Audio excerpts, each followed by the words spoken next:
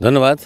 আপনারা জানেন যে আলু উৎপাদনের জন্য বগুড়া অন্যতম জেলা এবং এই জেলাতে এবছর ৫৫,৫০০ হেক্টর জমিতে আলু উৎপাদন করা হয়েছে এবং আরও বেশি আলু উৎপাদন হবে বলে মনে করা হচ্ছে। কারণ লক্ষ্যমাত্রার চেয়ে বেশি হবে এই কারণে যে আলুর দাম এবার অনেক গতবার যেমন বেড়েছে এবারও কিন্তু একইভাবে বেড়েছে।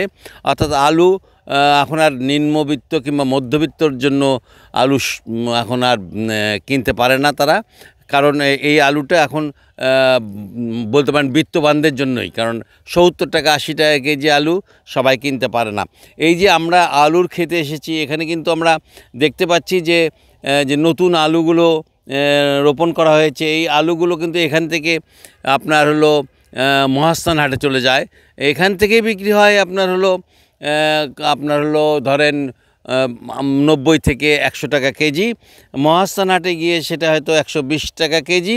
তারপর সেটা আবার বগুড়ার বিভিন্ন বাজারে গিয়ে বিক্রি হয়, দেখা যায় যে ১৪০ থেকে ১৫০ টাকা কেজি। এই যে হাত বদল, এই আলুর হাত বদলের কারণেই কিন্তু আলু দাম বৃদ্ধি পায়। কৃষক এখন কিন্তু দাম বেশি পাচ্ছে। এতটা দাম হয়তো থাকবে না, আরও দাম কমে যাবে। কারণ হলো আলু এখন নতুন আলুর চাহিদা বেশি, নতুন আলু উঠছে বাজারে। আর যে পুরাতন যে আলু আছে সে আলুও কিন্তু একেবারে কম নয়। সে আলু বিক্রি হচ্ছে কিন্তু আপনার হলো ৭০ থেকে ৭৫ টাকা কেজি। আর ভারতীয় যে আলু আমদানি করা হয়েছে সে আলু বিক্রি হচ্ছে ৬০ টাকা কেজি। আর তার মানে আপনি ধরে নিতে পারেন যে এই যে বগুড়ার যে এত আলু, এই আলু কিন্তু আপনার হলো কিছুদিনের মধ্যেই উঠতে শুরু করবে এবং এখনও উঠছে। এবং তারপর কিন্তু আলুগুলো কোল্ড স্টোরেজে চলে যাবে এবং কোল্ড স্টোরেজে গেলেই কিন্তু দেখা যাবে যে আলুর দাম আবারও সেই বাড়তে শুরু করেছে।